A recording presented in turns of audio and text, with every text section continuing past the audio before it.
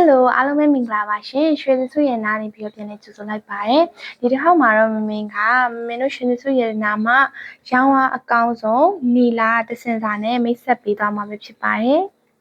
ဒါလေးပဲဖြစ်ပါရဲ့ရှင်မင်းတို့ရွှေသစုရနာရဲ့ရောင်းအားအကောင်းဆုံးဆိုတဲ့အတိုင်းပဲလှလိုက်တာမှအရင်ပဲเนาะ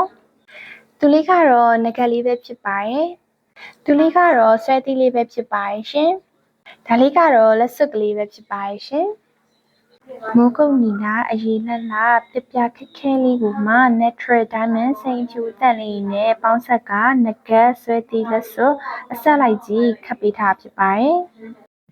မင်းတို့စီမာက quality ကောင်းတဲ့ကြောက်ရည်ကြောက်သားနဲ့စိန်ဖြူတက်နေကိုသုံးမိထားအောင်မို့လို့ပွဲလည်မှာလည်းပေါ်လင်ထင်ရှားလှပနေမှာဖြစ်ပါရဲ့ရှင်မင်းကူပြပေးသွားတဲ့နီလာဆက်လီကမိုးရတီတူ promotion နဲ့ရအောင်မှာမို့လို့လက်မလွတ်တန်းအားပေးလိုက်ကြရအောင်နော်